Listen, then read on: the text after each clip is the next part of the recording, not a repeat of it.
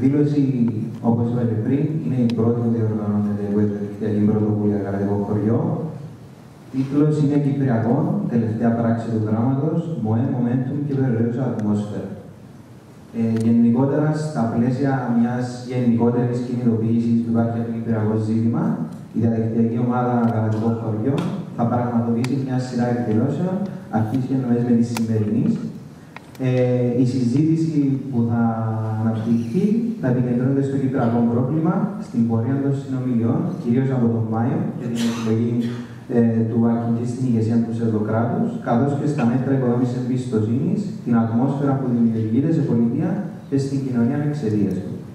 Οι ομιλητές είναι ο κ. Γιώργος Κέντας, καθηγητής Διεθνών Σχέσεων στο Πανεπιστήμιο Λευκωσίας, ο Νεόφυτος Καρκώτης, νομικός υποψήφιος διδάκτορ Διεθνούς Δικαίου, και ο Αλέκος Μιχαηλίδης, μέλος του Γαλατικού Χωριού. Θεωρούμε λίγο πιο σωστό για τη σειρά να ξεκινήσουμε με το μέλος του Γαλατικού Χωριού.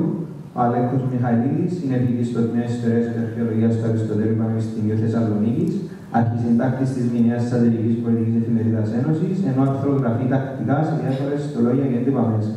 Αποτελεί έναν εκ των εμπνευστών και δημιουργών της πρωτοβουλίας και υπό αυτήν την ιδιότητα θα μας αναπτύξει την ιδέα της εν λόγω διαδικτυακής ομάδας, τη δράση της, ενώ ταυτόχρονα θα παραθέσει και μια εισαγωγική ανάλυση σχετικά με το momentum και την περιραίουσα ατμόσφαιρα. Ο λόγος στον Αλέκο. Καλησπέρα. Καταρχάς, σας ευχαριστούμε που μας κάνετε την τιμή να παραστείτε στην πρώτη εκδήλωση του Γαλατικού Χωριού. Τι είναι λοιπόν Γαλατικό Χωριό? Είναι η ανάγκη ορισμένων ανθρώπων να αρθρώσουν έναν άλλο λόγο και να ξεφύγουν από το βάρβαρο σήμερα της σουρεαλιστικής Κύπρου, η ανάγκη ορισμένων νέων που πιστεύουμε ότι ακόμα πατούν καλά στα πόδια τους, να πούνε επιτέλους τα πράγματα με το όνομά τους, ή η ανάγκη μας να αποδείξουμε ακόμα και στους εαυτούς μας πως τα πράγματα δεν είναι όσο τραγικά φαίνονται και πως υπάρχει ακόμα επιστροφή στο τούνελ που οδηγεί στην οριστική τουρκοποίηση της πατρίδας μας. Οι περισσότεροι είμαστε φίλοι πολλά χρόνια, από τις μέρες της ανήσυχης εμπειρίας μας. Δεκάδες φορές συζητήσαμε το αιώνιο ερώτημα τι να κάνουμε, ώσπου δεν πήγαινε άλλο. Μας επηρέασε φαίνεται το κλίμα. Αποφασίσαμε πως αφού ό,τι αγαπήσαμε και ό,τι ανεπευθήκαμε εξακολουθεί να επαφιέται στον πατριωτισμό μας, αναγκαστικά θα έπρεπε να το μετουσιάσουμε σε μια κόλλα χαρτί ή σε μια οθόνη ηλεκτρονικού υπολογιστή για να δούμε πού θα βγει. Το κάναμε με την ελπίδα να προσφέρουμε στο δημόσιο διάλογο. Φάγαμε ένα-δυο μήνες γράφοντας, βίνοντας, συμφωνώντας, διαφωνώντας, ώσπου μπήκε το νερό στα βλάκια και έγινε το Γαλατικό Χωριό. Αυτονόητο. Όπως το 50 π.Χ., έτσι και σήμερα, όλη η Γαλατεία είναι στην κατοχή των Ρωμαίων και προσπαθούμε να κρατήσουμε ανοιχτό το χωριό μας, με ή χωρίς μαγικά φίλτρα. Ή με τους Ρωμαίους ή με τους Γαλάτες, λοιπόν. Το αν θα προχωρήσει το Γαλατικό Χωριό, το δικό μας, όχι το Αστέριξ και το Obelix, θα αποφασιστεί από την περιραίουσα ατμόσφαιρα, η οποία προς το παρόν χτίζει πλαστές κουλτούρες λύσης και ασυργεί στο κορμί της υποκομματώδη κατάσταση κατεχόμενης Κύπρου. Ας προχωρήσουμε στα πιο ενδιαφέροντα. Όλα τα πιο πάνω, μετά την εκλογή του Μουσταφά Κιντζή στην ηγεσία του ψευδοκράτους, οι φήμισες του Μπαρμπαρός, της Νέας Εισβολής, της αδιαλαξίας του έργου και της αντιφαγίας του Ταγί Ερντογάν είναι λες και δεν υπήρξαν ποτέ. Ξεκίνησε στις 25 Απριλίου να πλανάται πάνω από τα κεφάλια μας το φάντασμα της απλαστής ελπίδας για ειρήνη και επανένωση εξαιτίας της εκλογής του Κύπριου Ακιντζή. Ακόμα και αν δεν αμφισβητεί κανείς ότι είναι βέρος με Μεσανός, είναι αναγκαίο να υπενθυμίσουμε τι έγινε με την εκλογή Θαλά το 2004 ή ακόμα και με την εκλογή Ερντογάν στην Τουρκία. Εν πάση περιπτώσει, αυτό που συντελείται από τον Μάη μέχρι σήμερα δεν είναι ούτε το βήμα για τη λύση, ούτε η οικοδομή της εμπιστοσύνης, ούτε βέβαια ο τερματισμός της κατοχής. Και θα εξηγήσουμε. Σε 2 μέρες, ο Θεατρικός Οργανισμός Κύπρου θα ανεβάσει τον υπόλοιπο του Ευρυπίδη στην κατεχόμενη Σαλαμίνα. Στις πολλές συζητήσεις που γίνονται, πέραν των λογικών που μιλούν περί νομιμοποίησης του status quo, ακούγονται διάφορα περί πολιτισμού και ειρήνης, λες και έχουμε το πιστόλι στον πρόταφο των εκπροσώπων του πολιτισμού. Από το Ριάλτο μέχρι τη Σαλαμίνα συνέβησαν πολλά. Δημιουργείται με γοργούς ρυθμούς, όπως αναφέρεται και στον υπότιτλο της εκδήλωσης, ένα momentum και μια περιραίουσα ατμόσφαιρα που απέχουν πολύ από την αλήθεια. Είναι ηλίου φαϊνότερο ότι τα μέτρα οικοδόμησης εμπιστοσύνης δεν αποτελούν ούτε βασιλίσεις, ούτε σχέδιο, ούτε καν οικοδομούν την εμπιστοσύνη τελικά. Αν υπάρχει κάποιος που ισχυρίζεται το αντίθετο, ας διερωτηθεί γιατί το κατοχικό καθεστώς ή ο κατοχικός στρατός δεν δέχεται να ανοίξει το δόφραμα του πυρογιού και αξιώνει το άνοιγμα αυτού της λεύκας. Προς το παρόν, όσα συμφωνούνται είτε στο τραπέζι των συνομιλιών είτε στις διάφορες ομάδες εργασίας είναι οι τουρκικές αξιώσεις. Ό,τι συμβαίνει δηλαδή από το 1977 με τις συμφωνίες υψηλού επίπεδου. Κι ούτε πως τη μια και μοναδική φορά φοροτήθηκε ο λαός της πέταξης στα σκουπίδια. Και αναφερόμαστε σε τουρκικές αξιώσεις, όχι γιατί είμαστε απορριπτικοί, σοβινιστές, εθνικιστές, λησοφοβικοί, αλλά γιατί οτιδήποτε συμφωνείται και δεν αναγνωρίζει ότι η υπάρχουσα κατάσταση είναι η παράνομη κατοχή του 37% του εδάφους της Κυπριακής Δημοκρατίας, απλώς νομιμοποιεί τα τελεσμένα της εισβολής και απαλλάσσει την Τουρκία από ένα ακόμα πρόβλημα. Δηλαδή, νομιμοποιεί την παρουσία της στην Κύπρο. Χρειάζεται να επαναλάβουμε πως μέσω των συναντήσεων κοινωνικού περιεχομένου ο κύριος Αχιντζής αναβαθμίζεται σε ηγέτη κράτους. Τρανό παραδείγμα των τουρκικών αξιώσεων για τις οποίες μιλήσαμε πιο πάνω και τα όσα λέγονται για το περιουσιακό, αν και όπως λένε δεν έχει συμφωνηθεί κάτι. Βρήκα νέες λέξεις πια. Ο χρήστης και ο ιδιοκτήτης θα συμφωνήσουν για το τι θα γίνει, σαν πως και θα μείνουν άστεγοι οι Τουρκοκύπροι, αν επιστρέψουν όλοι οι Ελληνοκύπροι πρόσφυγες στα σπίτια τους. Θεωρώ ότι οι άλλοι δύο ομιλητές θα αναφερθούν πιο εκτεταμένα στο τι έχει συμφωνηθεί και στις συνομιλίες ή θα το συζητήσουμε αργότερα. Ομολογουμένως, τα πράγματα είναι εξαιρετικά δύσκολα. Αυτό που επιχειρείται με τα ΜΟΕ, τις συναντήσεις κοινωνικού περιεχομένου και τις χαζοχαρούμενες, ας μας συγχωρέσουν για την έκφραση όσοι ενοχλούνται, περιγραφές εμπειριών των διαφορών εγκυητών της λύσης, δεν είναι καν η Διεθνική Κοινωνική Ομοσπονδία, αν και αυτό απαιτούν με τόσο πάθος. Αυτό που επιχειρείται είναι να βρεθεί ένας ολόκληρος λαός πρωτετελεσμένων και μάλιστα με την κατάλυση της Κυπριακής Δημοκρατίας και την μετατροπή της σε Ελληνοκυπριακή συνιστόσα πολιτεία, η οποία θα τοποθετηθεί στο πιάτο της Τουρκίας. Πέρα από ότι το ψευδοκράτος θα έχει ήδη αναβαθμιστεί σε τουρκοκυπριακή συνιστόσα πολιτεία. Άρα το τουρκικό κράτος, και ας μην κρυβόμαστε πίσω από το δάχτυλό μας, θα είναι πλέον κυρίαρχο στο βορρά και συγκυρίαρχο στο νότο. Πάνω σε αυτό στηρίζεται και η απόλυτη εναντίωσή μας στη Διεθνική Κοινωνική Ομοσπονδία. Μέσα σε όλα αυτά, αξιοποιούν και την οικονομική κρίση και πλασάρουν κούφια λόγια για την ανάπτυξη που θα έρθει μετά τη λύση. Πιστεύουν ότι έτσι θα δοκίσουν τον λαό στις δυσκολίες του. Αναστασιάδης και Αχιντζή κάνουν ομιλίες για την οικονομία που θα εκτοξευθεί και την άνθηση που θα είναι χωρίς προηγούμενο. Αλλά χωρίς προηγούμενο είναι τα απατηλά όνειρα που πλασάρουν σε έναν λαό προσφύγων. Οι ανταλλαγές ανέργων, οι χορηγίες για κοινωνικές επιχειρηματικές δραστηριότητες, οι διαγωνισμοί για την ανοικοδόμηση της Αμμοχώστου οδηγούν στο να γίνει όντως η Κύπρος το Χονγκ Κονγκ της Τουρκίας, όπως μας έλεγε πρόσφατα και ο πρόεδρος της ΟΕΒ. Και ας ποιος είμαστε ορισμένοι για τα περιβόητα ανθρωπίνα δικαιώματα, για το ευρωπαϊκό κεκτημένο, για την κατοχή. Ποια κατοχή. Όλα τα πιο πάνω, οι καφέδες, οι ζυγονίες, οι χρήστες, τα θέατρα, το momentum της πλαστικής λύσης αποδεικνύουν πως τα ψέματα έχουν τελειώσει. Και όχι τόσο τα ψέματα αυτών που επενδύουν στην καλύτερη του Αχιντζή, όσο τα δικά μας. Εμάς που δεν αναγνωρίσαμε ποτέ την αλήθεια του τόπου, το παρελθόν, το παρόν και το μέλλον του. Είμαστε εδώ, επιλέξαμε να είμαστε εδώ. Δεν μας έφτιαξε η θάλασσα και αποφασίσαμε ξαφνικά να χτίσουμε καριέρες πάνω στο Κυπριακό, πάνω στις ανοιχτές πληγές των προσφύγων. Θα μας πούν, εσείς τι προτείνετε. Τι να προτείνουμε εμείς, αγαπητοί. Ένα μέλλον που να εγγυάται την επιβίωση τη δική μας, αλλά και των παιδιών μας. Ένα μέλλον που θα κατοχυρώνει όλες τις ελευθερίες, όχι αυτές του Προέδρου και των κομμάτων, τις δικές μας. Ένα μέλλον που δεν θα βάζει την Κύπρο ΕΣΑΗ σε τουρκική κυδαιμονία. Είναι καιρό να αναλάβουμε τις ευθύνες που μας αναλογούν. Δεν κάναμε καμιά εισβολή, δεν κατέχουμε παράνομα εδάφια αναγνωρισμένου ευρωπαϊκού κράτους, δεν κάναμε καμιά ανταρσία, δεν αποχωρήσαμε από το κράτος το 60. Αντιλαμβανόμαστε την επικινδυνότητα της κατάστασης και της συνέχισής της, αλλά αρνούμαστε να δεχτούμε πως θα ιδρυθεί μια λύση που θα γεννήσει ένα νέο πείραμα, σαν αυτό το 60, με πειραματόζωα φυσικά τους Κύπριους. Και κυρίως με τη συμμετοχή της ίδιας της Τουρκίας. Γι' αυτό ακριβώς θεωρούμε ασφαλμένες τις συνομιλίες και την βάση στην οποία γίνονται. Τα αφού δεν συμφωνήθηκε τίποτα ακόμα και τα άλλα περί κινδυνολόγων δεν έχουν να μας πούν τίποτα. 41 χρόνια μετά την εισβολή, οι πολιτικοί ηγέτες συνεχίζουν να ζουν υπό την πλαστή πεποίθηση ότι η Διεθνική Κοινωνική Ομοσπονδία είναι το αγγελικά πλατημένο αύριο θα πάρει τον τόπο μπροστά. Και ούτε λέξη για την Κερίνια, την Καρφασία, την Μόρφου που θα γίνουν θυσία στο βωμό της αυτοσκοπήσης. Θα γίνουν και θα δώσουν όλο μας το είναι, ούτως ώστε να αποτρέψουμε τον ενταφιασμό της ελπίδας για τερματισμό της καρδιοδοχής και το κλείσιμο του Κυπριακού με τον χειρότερο τρόπο. Τι απαιτούμε? Ένα γαλατικό χωριό πραγματικά ελεύθερο που θα μας επιτρέπει να ζήσουμε ή να επιβιώσουμε απλώς σε ένα αύριο χωρίς ζώνες, χωρίς φυλετικούς διαχωρισμούς και νέα apartheid, χωρίς εγγυήσεις, λες και ζούμε κάπου στα 1959, χωρίς χωριστές πλειοψηφίες και ποσοστώσεις, χωρίς νομιμοποίηση εγκλημάτων πολέμου. Απαιτούμε το αυτονόητο και επαναλαμβανόμαστε.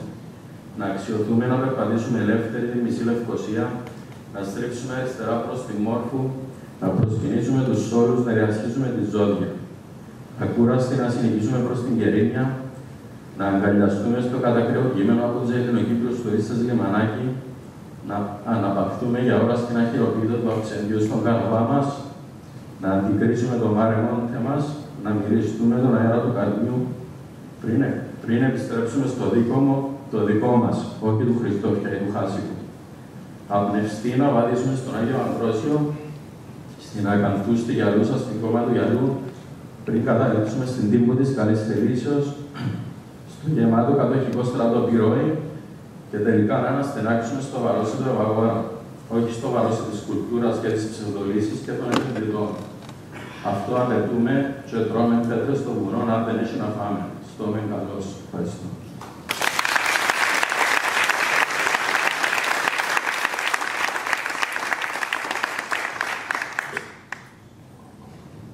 Συνεχίζουμε με τον νεόφιλο Καρκώτη. Ο νεόφιλος κατάγεται από το κατεχόμενο χωριό Νικήτας Μόρφου, σπούδασε νομική στο Πανεπιστήμιο του Σάρε, ακολούθησε μεταπτυχιακές σπουδές στο Διεθνές Δίκαιο στο Πανεπιστήμιο του Σάσεξ, αποφύγοντας το 12. Εργάστηκε σε ειδικά δικαιωτικά γραφεία, ενώ αυτή την περίοδο υποψήφιος διδάκτορας Διεθνούς Δικαίου στο Πανεπιστήμιο Λευκοσίας. Στην ομιλία του, ο νεόφιλος θα συζητήσει και θα αναπτύξει την προσπάθεια μετατροπής των τελεσμένων της κατοχής και εισβολής σε φυσιολογικά και αποδεκτά τεκτημένα. Καλωσορίζω στην απόψινή εκδήλωση της διαδικτυακής ομάδας Γαλατικό Χωριό και εύχομαι να αποτελέσει η παρούσα εκδήλωση μια βάση επικοδομητικού διαλόγου και δημιουργικού προβληματισμού. Ευελπιστώ ότι θα εντατικοποιηθούν οι πολιτικές εκδηλώσεις του ουσιαστικού περιεχομένου με κέντρο δικαιωμάτων από όλους τους αντικατοχικούς φορείς στα πλαίσια μιας συλλογικής δράσης και συντονισμού και είμαι σίγουρος ότι η διαδικτυακή ομάδα Γαλατικό Χωριό θα επικοινώσει τη δράση της τόσο με πολιτικές εκδηλώσεις όσο και με δυναμικές ακτιβιστικές παρεμβάσεις. Η δική μου ομιλία πραγματεύεται την προσπάθεια κανονικοποίησης και φυσιολογικοποίησης των κατοχικών δεδομένων σε κοινωνική βάση, όπου θα χρησιμοποιηθούν κάποια θεωρητικά εργαλεία του άλλου φιλοσόφου Μισελ Φουκώ, ενώ θα επιχειρήσει να αναλύσει τις ανεπάρκειες που έχουν τα πολιτιακά μοντέλα τύπου της Ζωνικής Δικοινοτικής Ομοσπονδίας στο να διευθετούν σε πολιτικό και θεσμικό επίπεδο προβλήματα όπως το Κυπριακό. Σε αμοιβούς κοινωνικούς όρους, η έννοια της κανονικοποίησης αναφέρεται σε εκείνη την κοινωνική διαδικασία κατά την οποία μία ιδέα, ενέργεια ή κατάσταση εμφανίζεται ως φυσιολογική και θεωρείται ως δεδομένο ή φυσικό στοιχείο στην καθημερινή μας ζωή. Στην κοινωνιολογική θεωρία, αυτή η κανονικοποίηση εμφανίζεται με δύο μορφές. Η μία ενέχεται στο σπουδαίο έργο του άλλου φιλοσόφου Μισελ Φουκώ, Επίθεση και Τιμωρία, και η άλλη βασίζεται στο naturalization. Ακούτε με? Και η άλλη βασίζεται στο naturalization process theory. Το ζήτημα της κανονικοποίησης της κατοχής και με το οποίο ασχολείται η παρούσα ομιλία εντάσσεται στο πλαίσιο και στην ανάλυση της πρώτης μορφής. Αυτή η πρώτη μορφή, όπως περιγράφεται στο προαναφερθέν έργο του Φουκώ, περιλαμβάνει συνοπτικά δύο αντιλήπτητα στάδια. Αρχικά, στο πρώτο στάδιο, την κατασκευή μιας ιδανικής νόρμας ενός ιδεατού κώδικα συμπεριφοράς, για παράδειγμα, ο ιδανικός τρόπος με τον οποίο πρέπει να στέκεται ένας πατριώτης, που θεωρείται ότι είναι το κανονικό. Και στη συνέχεια επέρχεται το δεύτερο στάδιο, που είναι είτε η ανταμοιβή είτε η τιμωρία, ανάλογα με το αν κάποιος συμμορφώνεται ή όχι με αυτή την νόρμα. Η πιο πάνω περιγραφή του όρου κανονικοποίηση και της μορφής που διαμορφώθηκε από τον Φουκώ βρίσκει αντανάκλαση και εφαρμογή στα όσα βιώνουμε το τελευταίο διάστημα στην Κύπρο. Επιχειρείται συνειδησιακά και εντατικά από διάφορα λόγια κατά τη φοβία τους διανοούμενους, προβαλλόμενες ομάδες και φιλόδοξους στο να γίνουν διαμορφωτές άποψης με ένας άνευ προηγουμένου κοινωνιακός πόλεμος. Μέσα σε αυτά τα πλαίσια, το κυπριακό πρόβλημα βγαίνει από το κάδρο της κατοχής, του επικισμού, των ανθρωπίνων δικαιωμάτων και των εγκλημάτων πολέμου, με τη συνακόλουθη αναγωγή του σε ζήτημα αναγκαιότητας προσαρμογής και εθνισμού στα καθολικά του τελεσμένα. Η ιδεατή συμπεριφορά, η ιδανική νόρμα με την οποία όλοι πρέπει να ευθυγραμμιστούμε, αντικατοπτρίζεται σε μια σειρά φράσεων που αναπαράγονται σε ελιτίστικο ύφος και με υφέρπον ηγεμονισμό. Πρώτον, η διζωνική κοινωνική ομοσπονδία αποτελεί το μοναδικό πολιτιακό μοντέλο επίλυσης του ζητήματος. Δεύτερον, η εισβολή είναι απλά μια μικρή πτυχή από τις πολλές του Κυπριακού. Τρίτον, όσοι επικαλούνται την αγωνιστικότητα και τον αντικατοχικό αγώνα είναι επίδοξοι καριερίστες του Κυπριακού. Τέταρτον, δεν υπάρχει εναλλακτική, εάν υπάρχει είναι ανέφικτη. Πέμπτον, η αιμονή σε βασικές δημοκρατικές αρχές είναι πρόσχημα για διατήρηση του status quo. Και έκτον, όσοι δεν θέλουν τούτο, είναι διχοτομικοί, αλλά δεν το παραδέχονται. Μέσα σε όλη αυτή την επικοινωνιακή οπερέτα της κανονικοποίησης, εδράζεται η διπλωματία της διβανίας, του καφέ, του περιβάτου και του θεάτρου, όπου εντέχνως δημιουργείται ένα επίπλαστο κλίμα εκφορής. Ένα κλίμα νιρβάνας, το οποίο σκοπεύει να εξασθενήσει τα αντανακλαστικά του λαού μας και να απενεργοποιήσει τα όποια ένστικτα έχουμε, ούτως ώστε να εξουδετερωθεί και η οποιαδήποτε προοπτική σύμπτυξη ενός πλατού δημοκρατικού λαϊκού κινήματος κατά τον τουρκικό σχεδιασμό.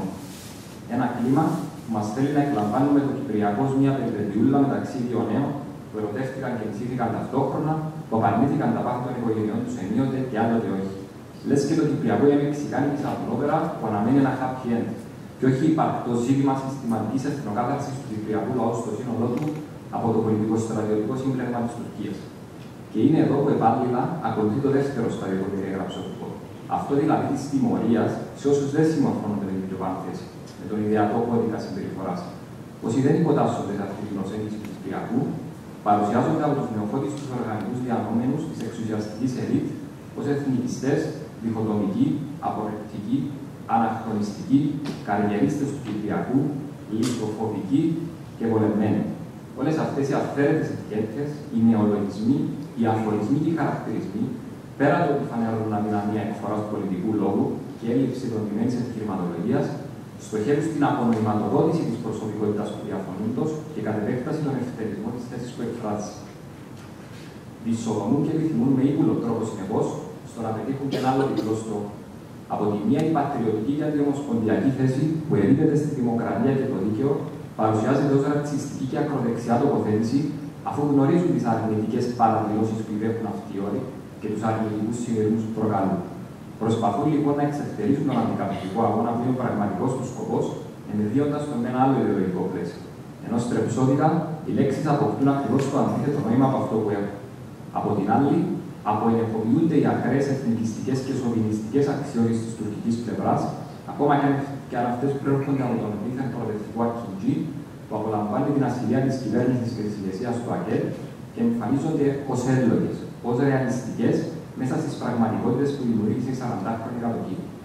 Ο φασισμός, οι επιθετικές διεκδικήσεις και οι ηγεμονικές επιδιώξεις της Τουρκίας βγαίνουν από τον πυρήνα του προβλήματος. Ενώ ο ξένος ιμπεριαλισμός που δημιούργησε το πρόβλημα και διαιωνίζει την διχοτόμηση, παρουσιάζεται ως ο αντικειμενικός ουδέτερος που θα εξέβρει λύσεις στους απροσάρμοστους, μη κανονικούς Κύπριους ηθαγενείς. Περάσαμε στο επίπεδο όπου το Κυπριακό και η άρνηση μας να δεχτούμε λύση τουρκικών προδιαγραφών ερμηνεύεται με ψυχιατρικούς όρους. Για παράδειγμα, ανέτοιμη για λύση, φοβική για λύση κτλ. Σε μια προσπάθεια ολιστικής αποδόμησης του κατοχικού ρόλου της Τουρκίας. Συνακόλουθα, η Τουρκία καταφέρνει βήμα-βήμα να ενοποιήσει το στόχο που έθεσε, που δεν είναι άλλος από το να θολώσει το πολιτικό πεδίο μάχης, να απεκτηθεί το ρόλο του θήτη και του εισβολέα και να εμφανίζεται στην καλύτερη ως ένας καλοφελητής που υποβοηθά τη διαδικασία των συνομιλιών. Ο κίνδυνος εμφυλοχώρησης και διείσδυσης της κατοχής μέσα στα μυαλά μας, στην καθημερινότητά μας και τη ζωή μας, επιτυχάνεται με την πρόθυμη συμμετοχή των εδώ αυτόκλητων νομικών της εκπροσώπων και πλέον τα αποτελέσματα που επέφερε η εισβολή θεωρούνται ως μια εγγενής φυσιολογική κατάσταση. Μια κατάσταση η οποία απλά αναμένει όχι την ανατροπή της, αλλά τη θεσμοθέτησή της. Την ανάπτυξη της δηλαδή και με έννομο τρόπο σε κανόνα δικαίου. Ποια είναι αυτή η κατάσταση? Η κατάσταση στην οποία αναφέρομαι δεν είναι άλλη από το ιδιογραφικό, διοικητικό και πληθυσμιακό διαμερισμό της Κύπρου. Πώς θα επιτευχθεί η θεσμοθέτησή της? Μα προφανώς μέσω του μοντέλου το οποίο προκρίνεται για να επιτευχθεί το Κυπριακό, τη διζωνική κοινωνική ομοσπονδία. Και εδώ πρέπει να έχουμε υπόψη μας ότι το μοντέλο της ΔΟΥΔΟ μπορεί να είναι ιδιωτικό και ιδιόμορφο, δεν είναι όμως απλά μια πολιτιακή μορφή χωρίς αφετηρία, χωρίς κέλυφος και θεωρητική βάση. Αν και ο όρος δεν συναντάται στο συνταγματικό δίκαιο, ούτε και στην επιστήμη της πολιτιολογίας, ως πολιτιακή μορφή φέρει όλα εκείνα τα γνωρίσματα και χαρακτηριστικά που την εδράζουν και την τοποθετούν στο θεωρητικό μοντέλο του cross-occasionalism. Ακριβής μετάφραση της ορολογίας στα ελληνικά δεν υπάρχει, ο όρος όμως που επικράτησε ακαδημαϊκά είναι το συνενετικό μοντέλο. Πατέρας του συνενετικού μοντέλου θεωρείται ο Ολλανδός επιστήμονας, πολιτικός επιστήμονας Άρεντ Λάιχτφαλντ. Σύμφωνα με τον ενοιολογικό του ορισμό, το συνενετικό μοντέλο παρέχει το πλαίσιο, το περιεχόμενο και τα εργαλεία για διαχείριση κοινωνιών που είναι διαιρεμένες σε εθνικό, θρησκευτικό ή πολιτισμικό επίπεδο και κοινωνιών που βίωσαν εθνοτικές συγκρούσεις ή εθνοί. Παρέχει δηλαδή τους πυλώνες βάσει των οποίων δύναται να διευθετηθούν πολιτικά ζητήματα σύνθετα όπως το Κυπριακό και πώς να διασφαλιστεί η θεσμική εκπροσώπηση όλων των εθνικών ομάδων στους κρατικούς μηχανισμούς. Με κεντρικό μοτίβο το διαμοιρασμό της εξουσίας.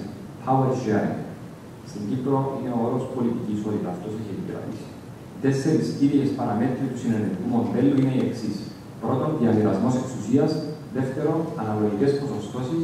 Τρίτον, μια μορφή αυτοκυβέρνηση, αυτοδυναμία σε συγκεκριμένα ζητήματα. Και τέταρτο, αμοιβαία βέτο. Παραδείγματα συνταγματικών πολιτιακών μοντέλων που βασίζονται στο συνενετικό, σύμφωνα με τη σχετική ακαδημαϊκή βιβλιογραφία, είναι η Βοσνία, το Βέλγιο, η Ελβετία, η Βόρειος Ιρλανδία, αλλά και το Σύνταγμα του 60, με το οποίο ιδρύθηκε η Κυπριακή Δημοκρατία.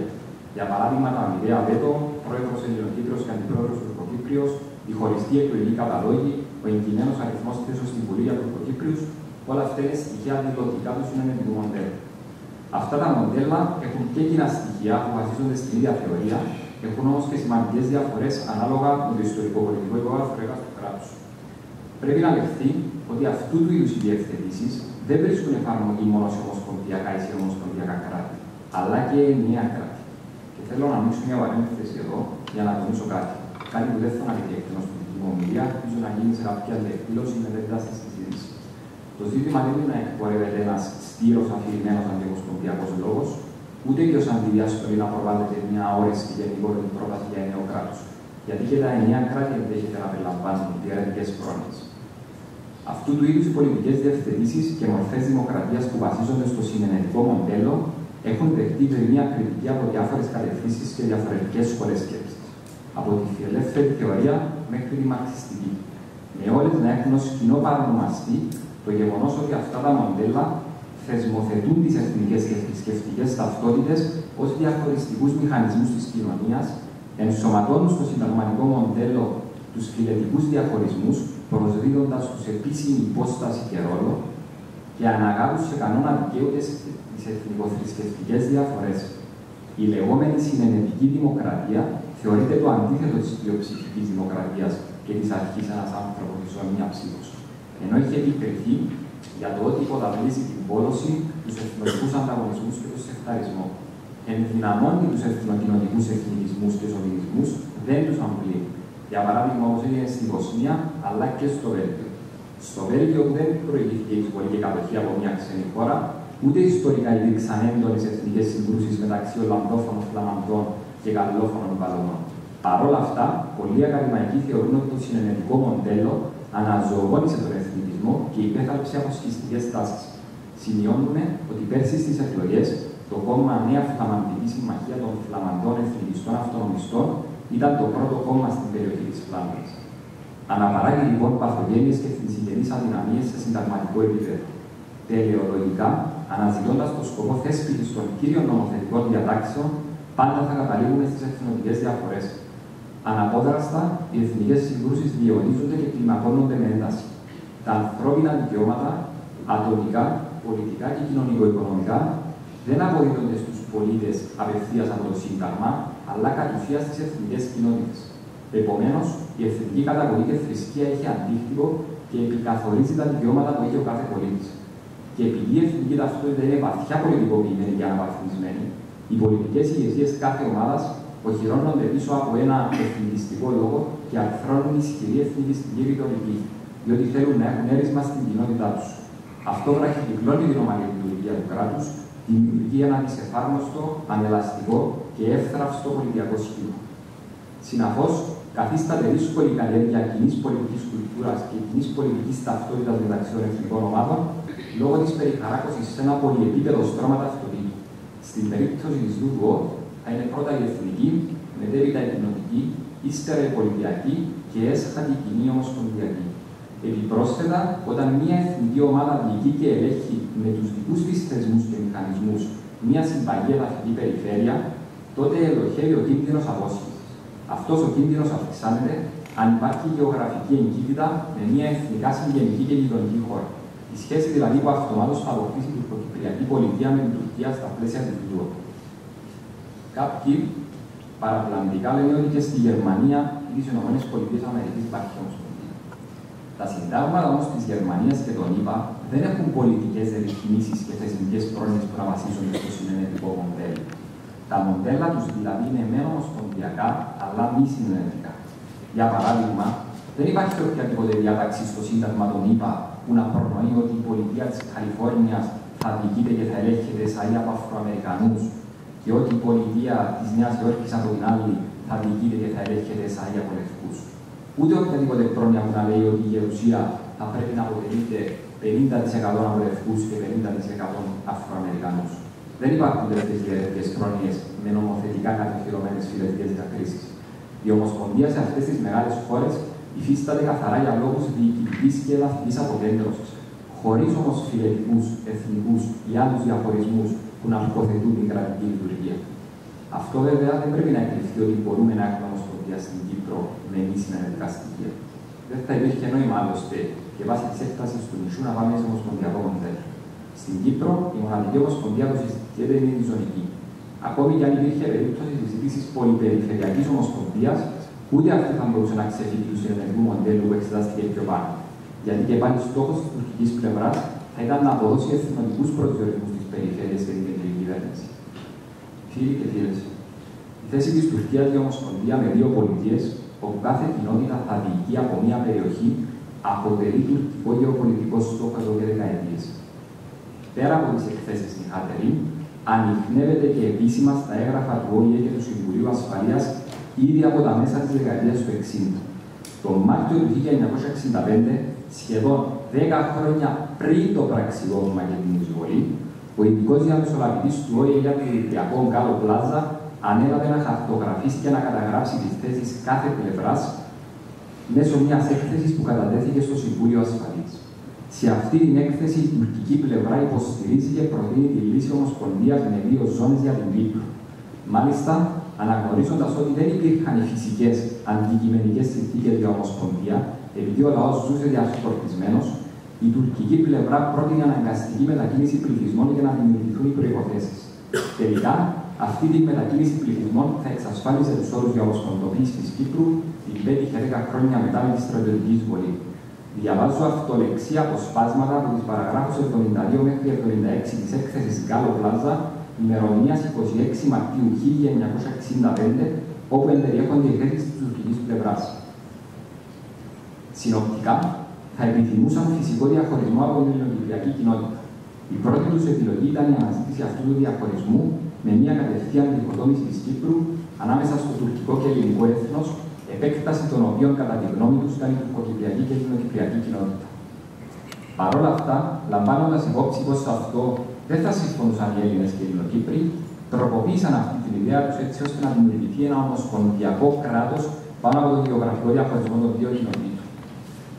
Η πρότασή τους προέβλεπε υποχρεωτική ανταλλαγή πληθυσμών, έτσι ώστε να δημιουργηθούν συνθήκες με βάση τις οποίες κάθε κοινότητα θα κατήχε ξεχωριστό μέρος του νησιού. Εισηγήθηκαν μάλιστα για τη διαχωριστική γραμμή. Θα διέτρεχε την Κύπρο από το χωριό Γιαγιά στην βορειοδυτική αρχή, διαμέσου των πόλεων της Λευκωσίας στο κέντρο και της Αμοχώς στο ανατολικά. Η ζώνη βόρεια της γραμμής αυτής αξίωνε η τουρκοκυπριακή κοινότητα θα ήταν περίπου 1084 τετραγωνικά μίλια ή 38% της συνολικής έκτασης της δημοκρατίας. Υπολόγιζαν πως μια ανταλλαγή 10.000 ελληνικών οικογενειών με αντίστοιχο αριθμό τουρκικών οικογενειών θα ήταν αναγκαίο. Κάθε μία από τις χωριστές κοινωνικές περιοχές θα απολάμβανε αυτοδιοίκησης σε όλα τα θέματα που εκφεύγουν των ομοσπονδιακών αρμοδιοτήτων. Η ομοσπονδιακή νομοθετική εξουσία θα αποτελείται από την Βουλή των Αντιπροσώπων, στην οποία θα συμμετείχαν 30% Τουρκοκύπροι, και 70% ελληνοκύπριοι αντιπροσώποι. Και από τη Γερουσία, στην οποία οι αντιπρόσωποι θα ήταν εξίσου καταναμημένοι μεταξύ των δύο κοινοτήτων. Οι πρόνοιες των συνθηκών συμμαχίας και εγγύσεως θα εξακολουθούσαν να είναι αναπόσπαστο μέρος του συντάγματος. Και ρωτώ, παρατηρούμε καμιά διαφορά μεταξύ αυτού του κειμένου ημερομηνίας 26 Μαρτίου 1965 και των όσων συζητάμε σήμερα εν 2015?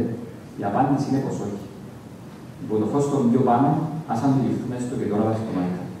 Αν δεν αποφασίσουμε να εισβάλλουμε αποφασιστικά ως λαός στο προσκήνιο της ιστορίας, αν δεν επανεγκυλοποιηθούμε τις συλλογικές μας αξίες και τη λαϊκή αγωνιστικότητα, αν δεν απεγκλωβιστούμε από τον ανέξοδο απολογισμό και το lifestyle που θεωρεί την κατοχή γραφική αιμονή, τότε θέτουμε την ίδια μας την επιβίωση ένα αμφιβόλο.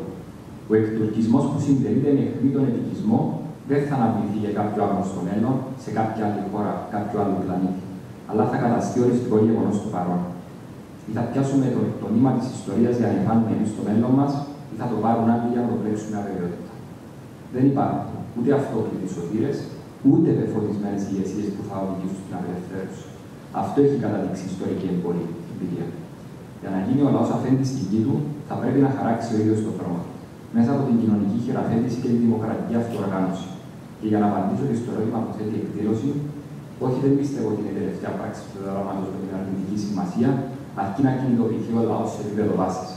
Απευθυνόμενος δε ειδικά στην νεολαία, θέλω να πω ότι σε αυτή τη χρονική συγκυρία έχουμε να διαδραματίσουμε τον πιο κρίσιμο και ουσιαστικό ρόλο της σύγχρονης κυπριακής ιστορίας. Πρέπει να μπούμε στην πρώτη γραμμή του αγώνα, να βρεθούμε στην εμπροστοφυλακή των εξελίξεων.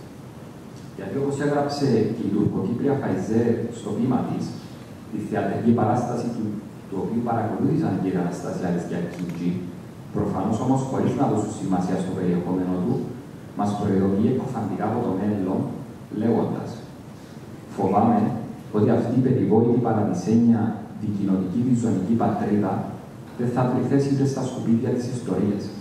Αυτό το σχολείο που τελειώσαμε βιαστικά, από τους αναστεναγμούς των νεκρών θα πέσει πάνω στο κεφάλι μας, στο μάθημα της εθνικής ασφάλειας.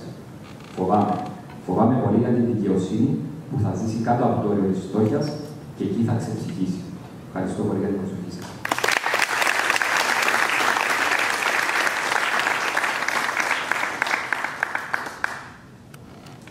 Ως καθηγητής Διεθνών Σχέσεων στο τμήμα Ευρωπαϊκών Σπουδών και Διεθνών Σχέσεων του Πανεπιστημίου Λευκωσίας, πριν το λόγο σας.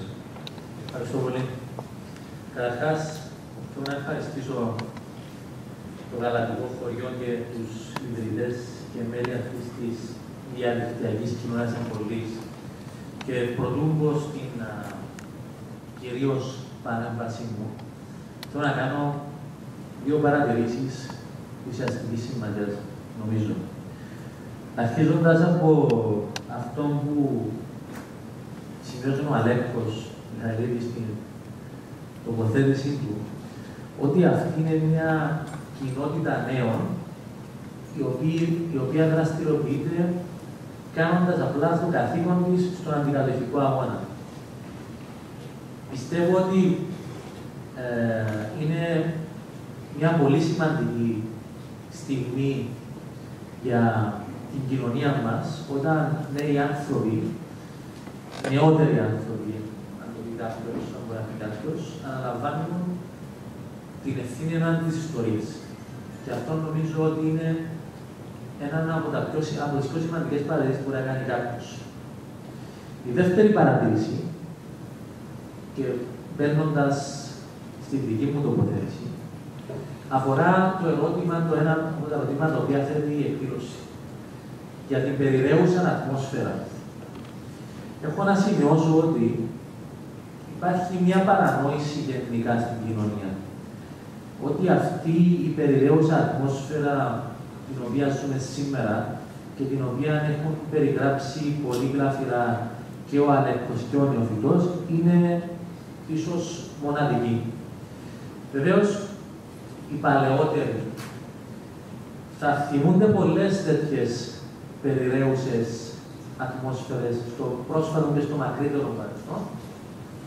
Μπορώ να πω ότι κάπου στην ηλικία που βρίσκεται τώρα ο Νεοφύτος και ο Αλέκος, το 2002, είχα βιώσει και εγώ την περιραίουσα ατμόσφαιρα τότε του σχεδίου ΑΝΑ, όταν πρώτο παρουσιάστηκε το σχέδιο ΑΝΑ, και εμείς τότε ως απόφοιτοι πανεπιστημίων, κάτοχοι κάποιων μεταπτυχιακών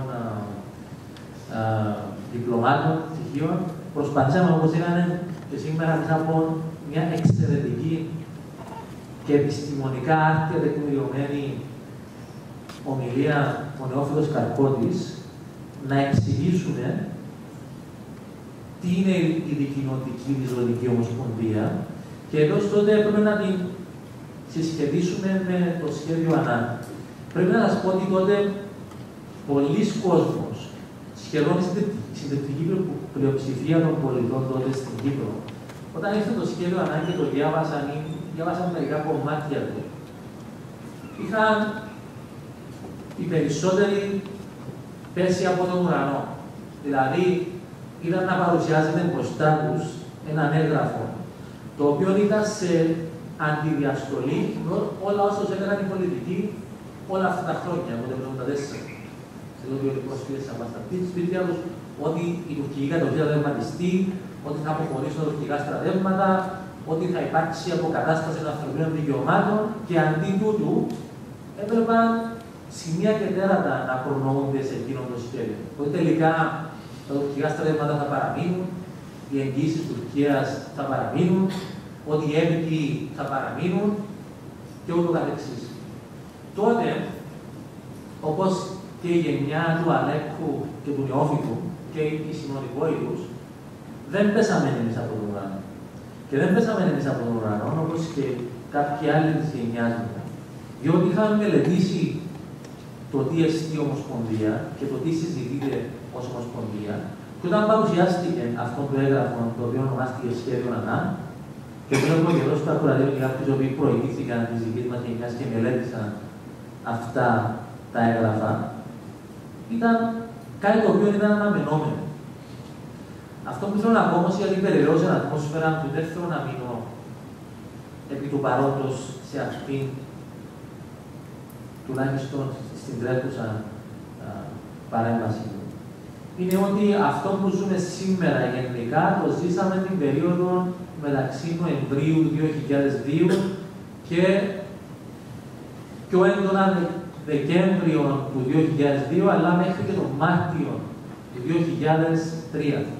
Μπορώ να αναφερθώ σε πολλές λεπτομέρειες, αλλά και τότε, όπως και τώρα, υπάρχει εντύπωση ότι το πάνω χέρι έχουν αυτοί οι οποίοι υποστηρίζουν τη διαδικασία του συμβιβασμού.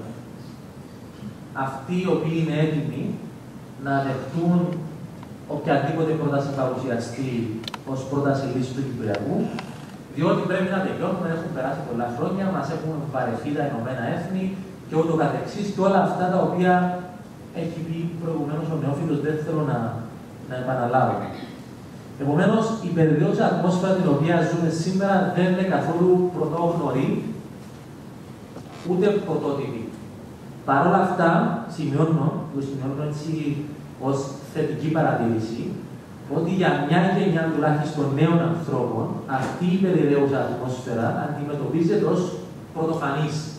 Και αυτό είναι και υγιές και πολύ σημαντικό, διότι αυτό ενεργοποιεί τις αντιστάσεις και την παραγωγική διάθεση αυτής της γενιάς να παρέμβει και όπως έχουμε ακούσει να σταθεί μπροστά στην πρώτη γραμμή. Επομένως, οι άλλες γενιές, οι οποίες έχουν ζήσει αυτές τις περιραίουσες, ίσως να μην λαμβάνουν και πολύ καλά τα αναγκαστικά τους το κίνδυνο ο οποίος υπάρχει, ο οποίος υπάρχει ένας πραγματικός κίνδυνος. Επομένως, για να κλείσω αυτό το θέμα, δεν είναι πρωτοφανής, παρόλα αυτά, για την νέα γενιά ανθρώπων των κάτω των 30 ετών, οι οποίοι δεν έζησαν τόσο έντονα τότε την περιραίουσα του σχεδίου ΑΝΑ, για αυτούς που εμφανίζεται ως μια πρωτοφανής εμπειρία, αυτόν ίσως να είναι και το σωτήριο,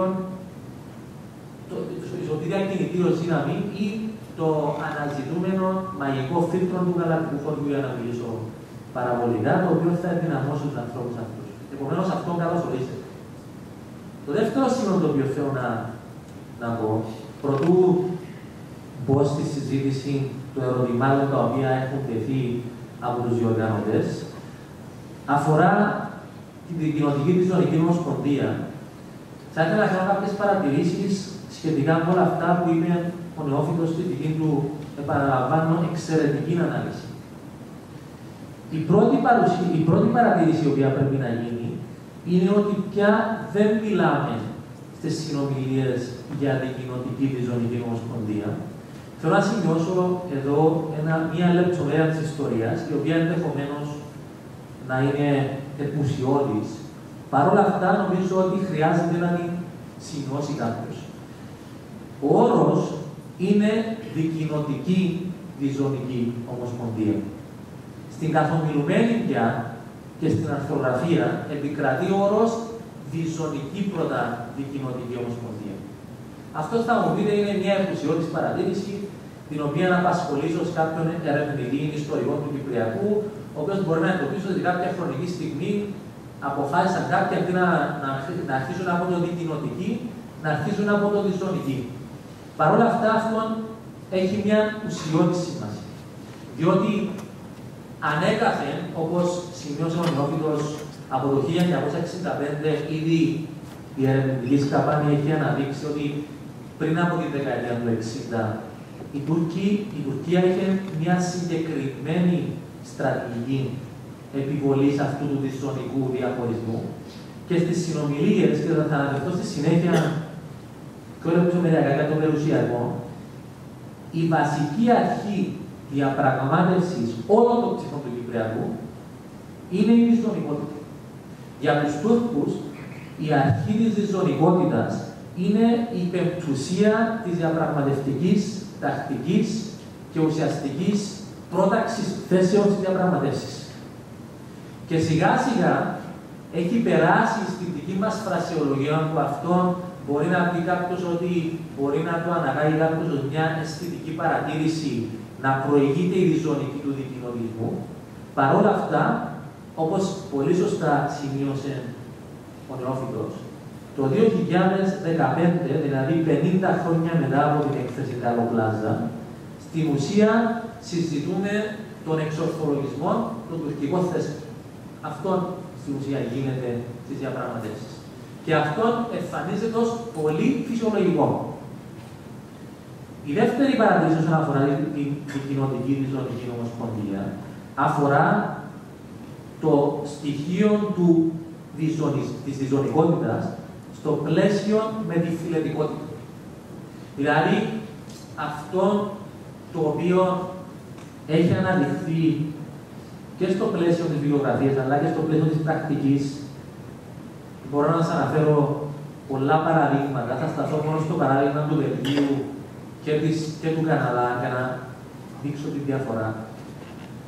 Ο φιλετικός διαχωρισμός σε ομοσπονδιακά συστήματα, τα λεγόμενα εθνοομοσπονδιακά συστήματα, είναι καταδικασμένα σε αποτυχία.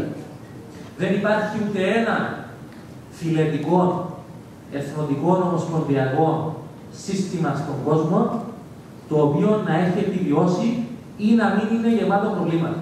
Όπως για παράδειγμα, το Βέλγιο.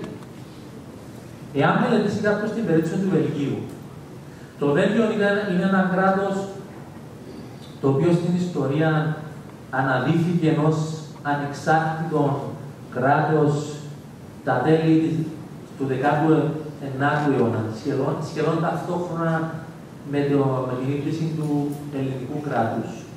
Και ήταν ένα κράτος το οποίο αντιμετώπιζε μόνο ένα ζήτημα διαχωρισμού, και αυτό ζήτημα ήταν γλωσσικό. Ήταν ένας γλωσσικός διαχωρισμός και για πάρα πολλά χρόνια η κοινότητα των γαλλόφωνων, οι οποίοι, επειδή έχω ζήσει αρκετά χρόνια στο Βέλγιο, είχα την ευκαιρία να μελετήσω την περίπτωση αυτή, αλλά δεν θα σας κουράσω με πολλές λεπτομέρειες. Οι γαλλόφωνοι του Βελγίου δεν νιώθουν Γάλλοι, ούτε έχουν κάποια σχέση με τους Γάλλους εκ Γαλλίας, ούτε νιώθουν κάποια ανάγκη να ζητήσουν προστασία ή οποιαδήποτε πολιτισμική ή άλλη στήριξη από το γαλλικό κράτος. Αντίθετα, αναδεικνύουν τον πολιτισμικό τους χαρακτήρα ως έναν αυτύπαρκτο πολιτισμικό πολιτισμό. Επομένως, η ειδοποιώς διαφορά σε σχέση με την Κύπρο είναι ότι, και αυτό πρέπει να διαρωτηθούμε, είναι κατά πόσο η εδώ εθνοτική ομοσπονδία θα είναι όπως το Βέλγιο. Να πάρουμε ότι το χειρότερο που μπορεί να μας συμβεί είναι ένα κράτος το οποίο δεν θα έχει κυβέρνηση, διότι δεν θα μπορούν να εκλέξουν κυβέρνηση όπως το Βέλγιο, για παράδειγμα, το οποίο το περισσότερο χρονικό διάστημα δεν έχει κυβέρνηση, διότι δεν υπάρχει δυνατότητα να εκλεγεί κυβέρνηση λόγω της εθνοτικής διασύγκρουσης. Και να συγκρίνουμε με την κατάσταση της Κύπρου, όπου οι κοινότητες εδώ, τουλάχιστον για να χρησιμοποιήσω μια φράση του Προέδρου μας, τουλάχιστον η τουρκική κοινότητα στην Κύπρο όχι μόνο δεν έχει κόψει τον οφθαλαίο λόγο, αλλά τον ενδυναμώνει διαρκώς. Λοιπόν, επανερχόμενος στην περίπτωση αυτή του Βελγίου και συνεχίζοντας μια σύντομη ιστορική αναδρομή, σημειώνουμε ότι το Βέλγιο έγινε ομοσπονδία το 1993. Και οι διαφορές οι οποίες είχαν να επιλύσουν ήταν καθαρά γλωσσικές. Ο λόγος για τον οποίο υπήρξε ένα κίνημα το οποίο οδήγησε στην Ομοσπονδία ήταν τη δεκαετία του 70, όταν οι φλαμαντόφωνοι διεκδικούσαν ισότιμη χρήση της φλαμαντικής γλώσσας στη χώρα, στο Βέλγιο. Και από το 1993 μέχρι σήμερα, για τους λόγους του οποίους έχει εξηγήσει και ο νεόφυτος, δηλαδή η θεσμική εμπέδωση των διαχωριστικών στοιχείων στο Βέλγιο έχει αναδείξει έναν έντονο εθνικισμό, όπου φτάσαμε σήμερα να υπάρχουν κόμματα, κυρίως στην φλαμαντόφωνη περιοχή, τα οποία να διεκδικούν αυτονομία και διχοτόμηση του Βελγίου. Επομένως, αυτή η συνταγή, την οποία έχουμε δει σε πάρα πολλές άλλες περιπτώσεις, είναι καταδικασμένη να οδηγήσει σε αδιέξοδο. Εάν το συγκρίνουμε αυτό το μοντέλο ομοσπονδίας, όπως με το μοντέλο ομοσπονδίας του Καναδά, εκεί βλέπουμε ότι η απουσία του φιλετικού στοιχείου δεν επιτρέπει τέτοιου είδους φαινόμενα. Αντίθετα, για να μπορεί να λειτουργήσει στο Quebec, στην περιοχή του Quebec, πολιτιακά η εκεί ομοσπονδιακή πολιτεία, θα πρέπει να υπάρξει ταυτόχρονη διάδραση μεταξύ και των γαλλόφωνων αλλά και των αγγλόφωνων. Επομένως, αυτή η παρατήρηση μας οδηγεί σε έναν ασφαλές συμπέρασμα για την κοινωνική τη ζωνική ομοσπονδία, ότι είναι μια συνταγή η οποία, αν οικοδομηθεί στη βάση του φιλετικού διαχωρισμού της ζωνικότητας, θα οδηγήσει, δεν θέλω να χρησιμοποιήσω το μαθηματική ακρίβεια, αλλά η μεγαλύτερη πιθανότητα είναι να οδηγήσει όχι σε εμπέδωση ενός κλίματος συνένεσης στην Κύπρο, αλλά σε διεύρυνση των διχοτομικών στοιχείων. Λοιπόν, όσον αφορά τον κύριο Ακιτζή, διότι είναι ένα από τα ζητήματα τα οποία μπαίνουν στη συζήτηση απόψε, έχω να σημειώσω τα εξής, ότι οι συνομιλίες δεν άρχισαν ή δεν επιταχύνθηκε η έναρξη των συνομιλιών λόγω της επικράτησης του κυρίου Ακιτζή. Εάν θυμηθείτε τον τρόπο με τον οποίο διεξαγόταν η συζήτηση τότε, η επικράτηση Ακιτζή δεν θεωρείται ως το πιθανότερο αποτέλεσμα. Αντίθετα, ήταν μια έκπληξη η οποία παρουσιαστεί. Να θυμίσω επίσης εδώ ότι η επανέναρξη των συνομιλιών θα γινόταν ούτως ή άλλως, όχι γιατί θα άλλαζαν οι ηγεσίες της τουρκοκυπριακής κοινότητας, αλλά διότι η Τουρκία, όπως θυμάστε, είχε επιβάλει μια ναύτεξ στην αποκλειστική οικονομική ζώνη της Κυπριακής Δημοκρατίας και είχε οδηγήσει τότε σε διακοπή των συνομιλιών. Όπως η Τουρκία είχε οδηγήσει και πάλι σε διακοπή των συνομιλιών τον Ιούνιο του 2012, διότι ανέλαβε την Προεδρία της Ευρωπαϊκής Ένωσης η Κυπριακή Δημοκρατία. Επομένως, αυτό παρατηρεί κάποιος. Και αυτή νομίζω είναι μια πολύ σημαντική διαπίστωση για να κατανοήσουμε τον τρόπο με τον οποίο διεξάγονται οι συνομιλίες των Κυπριακών. Είναι ότι σε επικοινωνιακό επίπεδο η Τουρκία δεν έχει αναλάβει, δεν έχει υποστεί οποιοδήποτε κόστος από οποιασδήποτε κινήσεις κάνει στο Κυπριακό. Αντίθετα, η ελληνοκυπριακή κοινότητα λειτουργεί στη βάση συνεχόμενων ενοχικού συνδρόμου. Δηλαδή ότι θα πρέπει να κάνουμε κινήσεις καλής θέλησης. Κατά την άποψή μου, η επικράτηση Ακκιντζή δημιούργησε ή βοήθησε στο να δημιουργηθούν κάποιες προσδοκίες σε μια μερίδα Ελληνοκυπρίων, οι οποίες σιγά σιγά δεν μας βοηθούν στο να δούμε πώς είναι διαφορετικός ο κύριος Ακκιντζή. Και χαρακτηριστικά μπορώ να σας πω ότι χθες στη Σύνοδο Αρχηγών υπήρχε και γενικά στην ομάδα Αναστασιάδη υπάρχει ένας εκνευρισμός για τον τρόπο με τον οποίο συμπεριφέρονται οι τουρκοκύπριοι στις συνομιλίες όσον αφορά το περιουσιακό. Θα αναφερθώ σε συνέχεια σε κάποια ζητήματα από αυτά. Επομένως, αντιμετωπίσουμε πια τις συνομιλίες.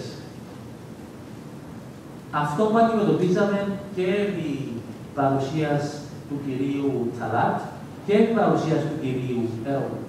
Δηλαδή, αντιμετωπίζουμε στην ουσία μια διαπραγμάτευση όπου οι θέσεις που κατατίθενται από τους προκυπριακείς από πλευράς κοινότητας, στην ουσία είναι θέσεις οι οποίες δεν παράγονται από τους Τουρκοκύπριους, αλλά παράγονται από την Άγκερ.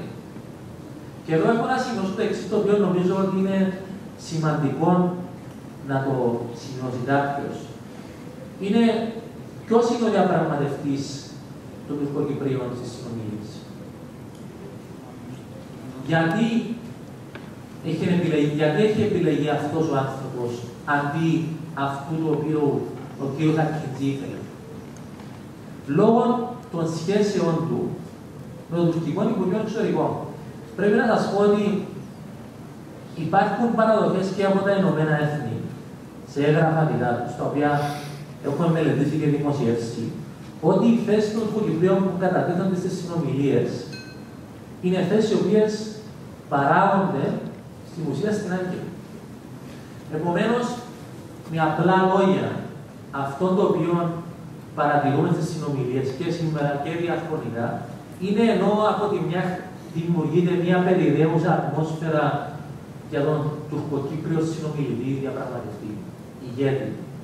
Εν τούτης, η ουσία της διαπραγμάτευσης στα κορυφαία ζητήματα είναι μια διαπραγμάτευση την οποία ελέγχει η Άγκυρα. Επομένως, με τον τρόπο με τον οποίο διαπραγματευόμαστε, για να πω το ουσιαστικό, είναι να καταφέρνουμε να αποκρύβεται ο ρόλος της Τουρκίας και στην ουσία να εμφανίζεται ως μια διαπραγμάτευση μεταξύ δύο κοινοτήτων, δύο ηγετών κοινοτήτων. Ένα σημείο το οποίο νομίζω ότι πρέπει να αναφερθεί σε σχέση και με τις συνομιλίες και με τον κύριο Ακκιντζή και το οποίο δυστυχώς δεν έχει συζητηθεί δημόσια τόσο έντονο όσο θα έπρεπε ή εν πάση περιπτώσει η αντιπολίτευση, να το πω σε εισαγωγικά, δεν έχει καταφέρει να στριμώξει την κυβέρνηση Αναστασιάδη. Είναι το πάγωμα του ενεργειακού προγράμματος της Κυπριακής Δημοκρατίας. Υπάρχουν δηλώσεις ενίοτε από τουρκικής πλευράς ότι ενώ συνεχίζονται οι συνομιλίες, το ενεργειακό πρόγραμμα της Κυπριακής Δημοκρατίας δεν θα συνεχίσει. Και αυτό βεβαίως είναι που παρατηρούμε. Ότι από την μέρα που άρχισαν οι συνομιλίες δεν υπάρχει οποιαδήποτε δραστηριοποίηση όσον αφορά το ενεργειακό πρόγραμμα της Κύπρου, μέχρι που ανακαλύφθηκε αυτό το τεράστιο πείρασμα πρόσφατα στην Αίγυπτο, που ενεργοποίησε ξανά τη δημόσια συζήτηση. Εδώ το βάζω ως ερωτηματικό και μπορώ να επανέλθω στη συζήτηση με περισσότερες λεπτομέρειες. Όσον αφορά τα μέτρα οικοδόμησης εμπιστοσύνης, το ερώτημα το οποίο τίθεται εδώ είναι τι εξυπηρετούν τα μέτρα οικοδόμησης εμπιστοσύνης. Εδώ η θεωρία την οποία στηρίζουν αυτοί που προωθούν αυτά τα προχωρημένα συνολικά μέτρα οικοδόμησης εμπιστοσύνης είναι ότι πρέπει το status quo να με κάποιον τρόπο να ικανοποιήσει, να γίνει πιο ανεκτών, έτσι ώστε να υπάρξει μια διαδικασία αμοιβαίας αποδοχής ανάμεσα στις δύο κοινότητες, στις δύο ενδυνάμεις συνιστούσες πολιτείες, έτσι ώστε να δημιουργηθούν οι συνθήκες επανένωσης. Τα μέτρα τα οποία έχουν συμφωνηθεί, τα οποία είναι πολύ καλά γνωστά, αφορούν, όπως γνωρίζετε, την διασύνδεση, ο όρος που χρησιμοποιήθηκε και ατυχώς μεταφράστηκε ενός διασύνδεση είναι η διαλειτουργικότητα των τηλεφωνικών δικτύων και μπορεί να σε εξηγήσει κάποιος πιο ειδικός από εμένα τι σημαίνει αυτό. Δεν σημαίνει να ενοποιηθούν τα δίκτυα και να υπάρχει ένας κωδικός το 00357. Σημαίνει αυτή η διαλειτουργικότητα ότι θα λειτουργούν ταυτόχρονα δύο δίκτυα τηλεφωνίας. Και αυτό το οποίο φαντάζομαι αν επιδευτεί μια τέτοια συμφωνία είναι ότι όπως ταξιδεύει κάποιος στο εξωτερικό, σε έχω κατεβαίνει από το αεροπλάνο και ανοίγει το κινητό του έρχεται ένα μήνυμα, καλώς ορίσατε, ξέρω εγώ, στην Ελλάδα, στη Γαλλία, και μπορείτε να καλείτε τοπικές κλήσεις χρέωση τόσα, διεθνείς κλήσεις χρέωση τόσα. Δηλαδή, όταν κάποιος, εάν επιτευχθεί αυτό το μέτρο εμπιστοσύνη, στην ουσία όσοι μεταβαίνουν στα κατεχόμενα και χρησιμοποιούν το δίκτυο εκεί των κατεχομένων, στην ουσία θα χρησιμοποιούν ένα δίκτυο μιας άλλης οντότητας. Υπάρχει βεβαίως και το ζήτημα της διασύνδεσης των ηλεκτρονικών δικτύων, το άνοιγμα νέων θερμάτων και η διακοπή στην παρεμβολή της ραδιοσυχνότητας. Αυτό το οποίο πρέπει να παρατηρήσει κάποιος μέσα από αυτά τα μέτρα οικονομικής εμπιστοσύνης είναι ότι δημιουργείται η εντύπωση ότι στην Κύπρο υπάρχουν δύο οντότητες. Αυτό το ζήτημα, παρόλο που η αντίρρηση σε αυτή την παρατήρηση είναι ότι καλά πώς θα επανενώσουμε την Κύπρο να δεν αρχίσουμε από κάποια μικρά ζητήματα. Η απάντηση λοιπόν σε αυτή την διαπίστωση κάποιων οι οποίοι βλέπουν κάπως ιδεαλιστικά τα μέτρα εμπιστοσύνης είναι τι γίνεται σε περίπτωση που υπάρξει ένα νέο αδιέξοδο στο Κυπριακό. Δηλαδή, τι θα μείνει ως νέο κεκτημένο στο Κυπριακό. Εμένα αυτό που με ανησυχεί στη συγκεκριμένη περίπτωση είναι ότι στην προσπάθεια να δημιουργηθεί μία αίσθηση ότι το status quo είναι μια ενεξελίξη διαδικασία η οποία θα οδηγήσει στην επανένωση, σε μια περίπτωση νέου αδιέξοδου στο Κυπριακό, τα αποτελέσματα αυτή τη δραστηριοποίηση, αυτών των πρωτοβουλειών, θα οδηγήσουν στο ακριβώς αντίθετο αποτέλεσμα. Δηλαδή, στην περαιτέρω εμβάθυνση του status quo και στην επικράτηση της τουρκικής ερμηνείας.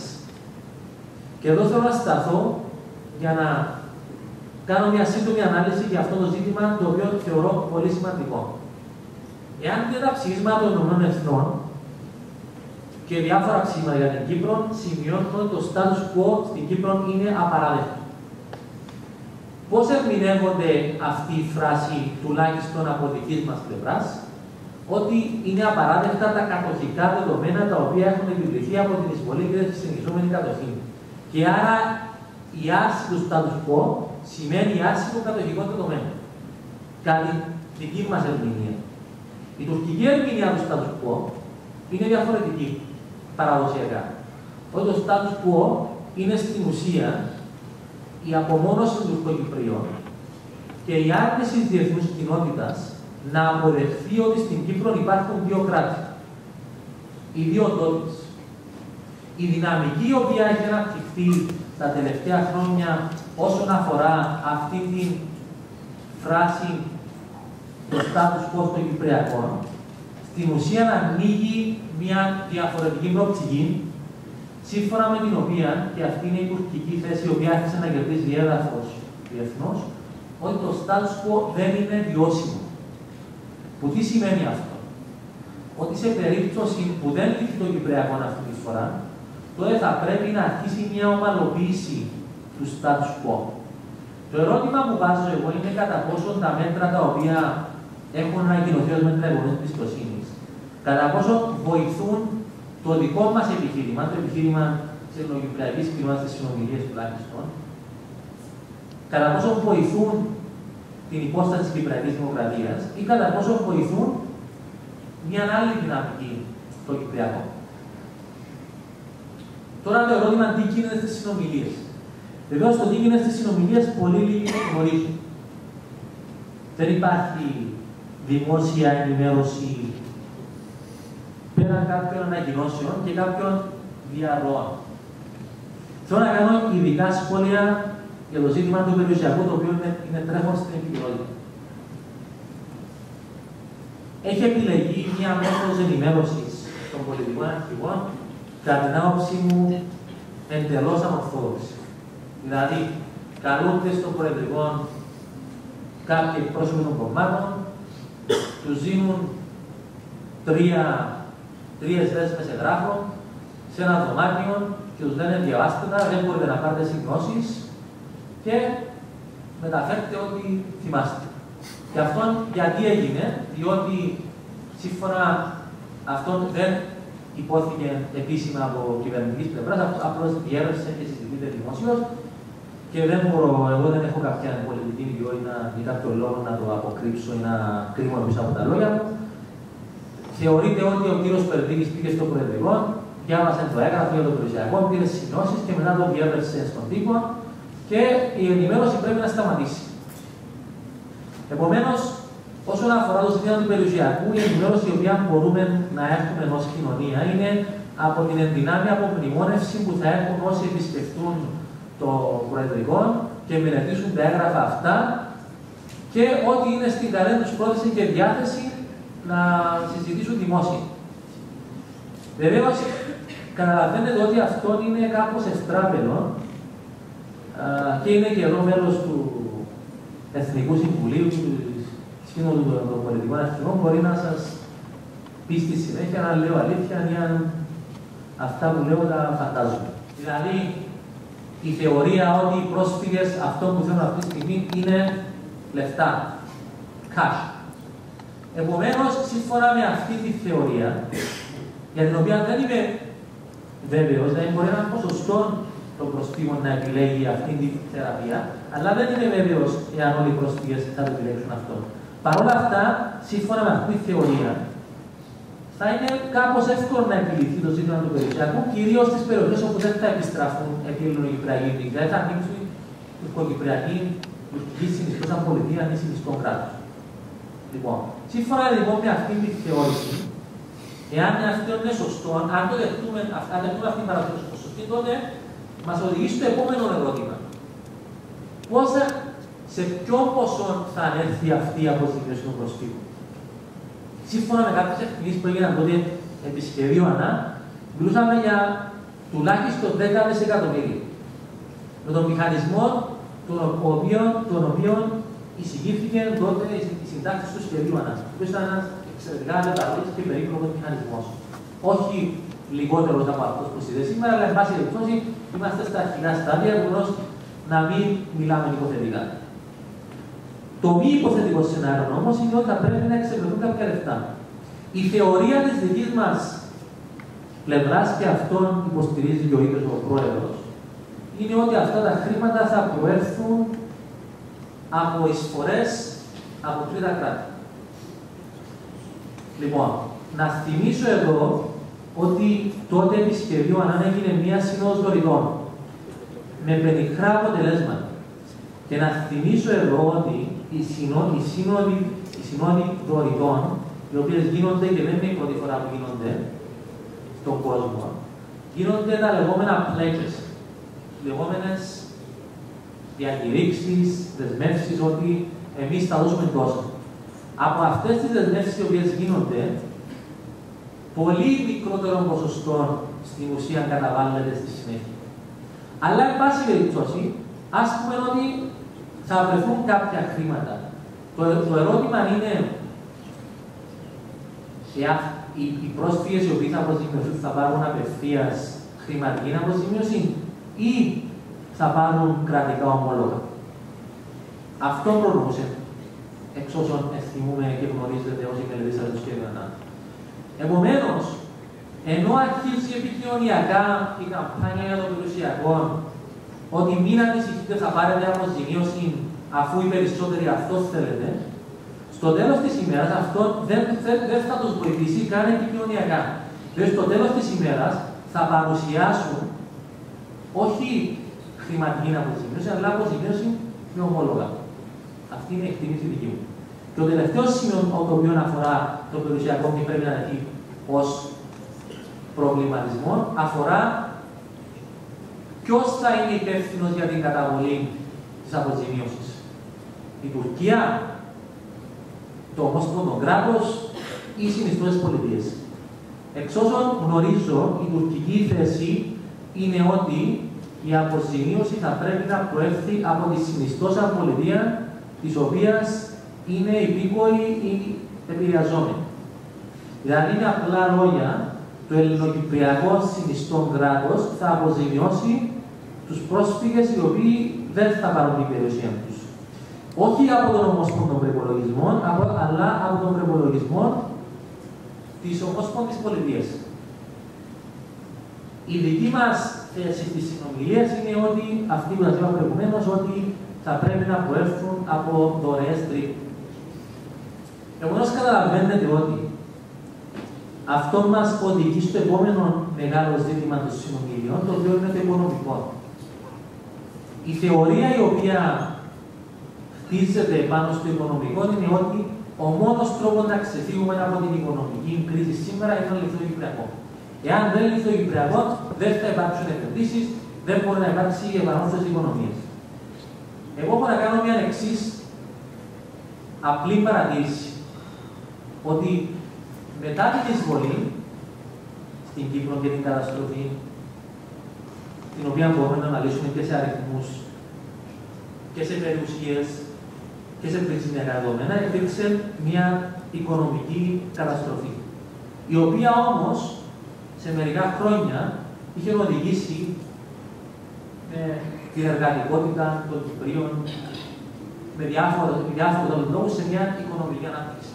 Η οποία σε μια στιγμή οδηγήθηκε σε μια οικονομική καταστροφή. Αυτό το οποίο θέλω να πω με απλά λόγια είναι ότι, και αυτό μπορούν να το εξηγήσουν καλύτερα οι οικονομολόγοι, ότι οι οικονομίες κάνουν κύκλο. Και αυτό που ξέρω εγώ ως πολιτικός επιστήμονας είναι ότι για να υπάρχει μια βιωσιμότητα μιας οικονομίας, αυτό συνδέεται με την πολιτιακή διάρθρωση του κράτους.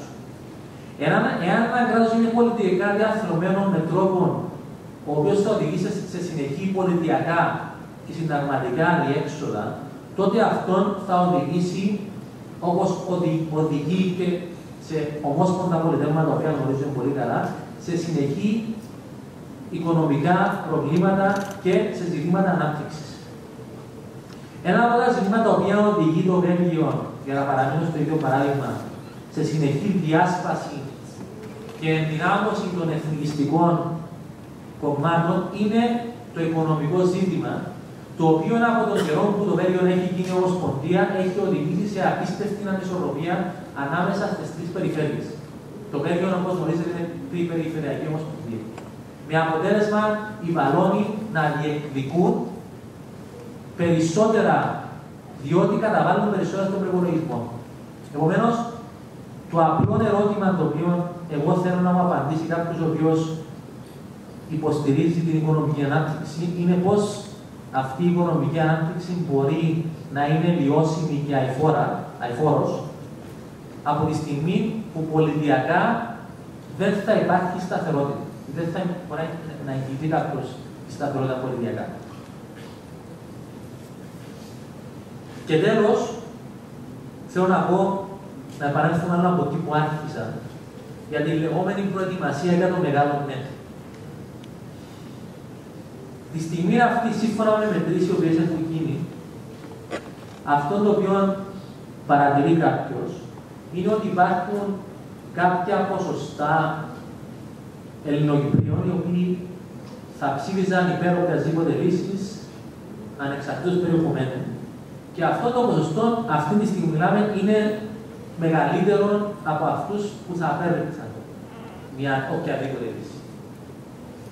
Παρ' όλα αυτά, αυτό το οποίο πρέπει να σημειώσει κάποιος είναι ότι τις ποιοτικές μετρήσεις που γίνονται, όταν τίθενται ερωτήματα, για παράδειγμα, για τη συνέχιση των εγγυήσεων και της παρουσίας τουρκικών στρατευμάτων, η απάντηση είναι 70% ότι αυτό δεν μπορεί να γίνει αποδεκτό. Και αυτές οι μετρήσεις, οι οποίες σας λέω, δεν γίνονται από άτομα τα οποία είναι σκεπτικιστές ή αρνητές ή όλα αυτά τα επίθετα που χρησιμοποίησε, στα οποία αναφέρθηκε και ο Αλέξης Κονιώτος.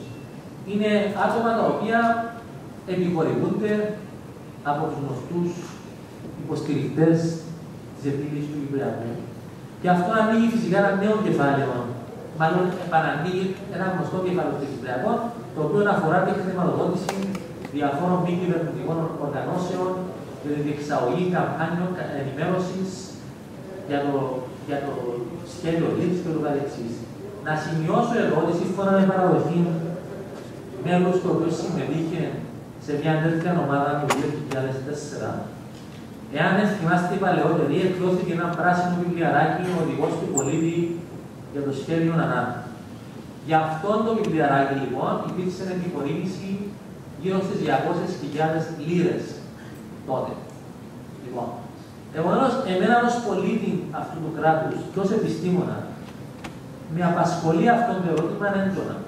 Δηλαδή, γιατί κάποιοι τρίτοι να διαθέτουν αρκετά εκατομμύρια ή χιλιάδες ευρώ προς μία μόνο ομάδα μη κυβερνητικών οργανώσεων και να αποκλείουν από τη χρηματοδότηση άλλες ομάδες οι οποίες ασχολούνται με διάφορα ζητήματα μη κυβερνητικές οργανώσεις.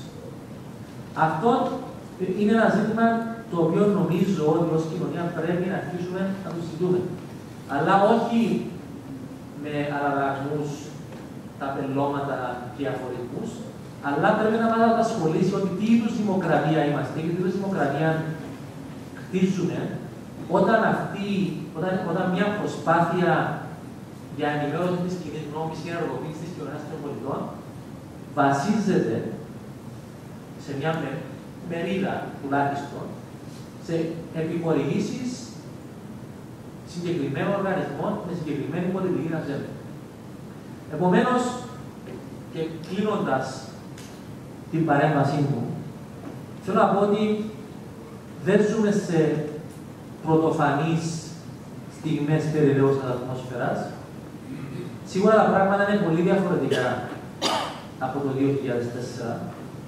Παρ' όλα αυτά, η δική μου εκτίμηση είναι ότι, όπως και τότε, να θυμίσω τότε, και εδώ οι παλαιότεροι θα το θυμάστε πολύ καλά, ότι το μεταξύ 2002 και αρχές του 2004, στα μέσα μαζικής ενημέρωσης και γενικά στον τύπο εμφανίζονταν άρθρα μίας σχολής σκέψης. Η σχολής της οποίας υποστήριζε το σχέδιο ΑΝΑ. Και γι' αυτό εμένα με ενοχλεί έντονα όταν θεωρούν κάποιοι ότι το δημοψήφισμα χάθηκε για αυτούς που ήθελαν να περάσουν ναι, διότι επικράτησε ένας μηχανισμός προπαγάνδας. Να θυμίσω εδώ ότι τα Ηνωμένα Έθνη είχαν μέτρηση κοινής γνώμης για το σχέδιο ΑΝΑ το Φεβρουάριο του 2004, όπου 70% των Κυπρίων απέρριψαν το σχέδιο ΑΝΑ. Γνώρισαν πολύ καλά ότι η κοινή γνώμη, πρωτού μιλήσει ο Τάσος Παπαδόπουλος, πρωτού γίνουν όλα όσα έγιναν, είχε σχηματιστεί μια άποψη εναντίον του σχεδίου ΑΝΑ σε μια περιραίουσα ατμόσφαιρα η οποία στα μέσα μαζικής ενημέρωσης ήταν υπέρ του ναι.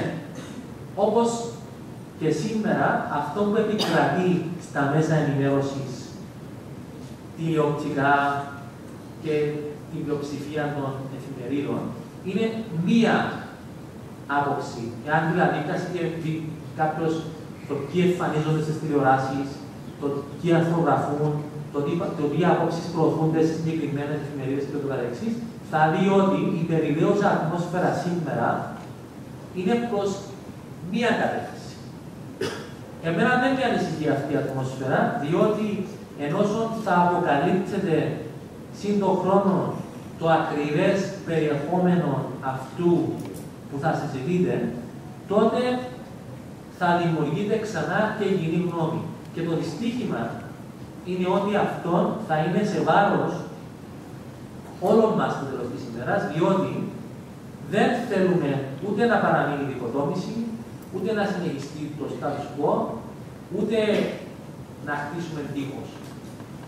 Παρ' όλα αυτά, η μεθοδολογία η οποία ακολουθείται στο Κυπριακό και την οποία έχουμε αναφερθεί και οι τρεις ομιλητές απόψε, οδηγεί σταδιακά προς τις τουρκικές θέσεις και την εμβάθυνση του status quo σε βάρος μιας προοπτικής απελευθέρωσης και μιας προοπτικής να υπάρξει ένα κράτος το οποίο θα μπορεί να λειτουργήσει δημοκρατικά στο πλαίσιο της Ευρωπαϊκής Ένωσης και της Ανατολικής Μεσογείου, στα νέα τομέα τα οποία αναδύονται και τα οποία νομίζω δίνουν μια διαφορετική προοπτική.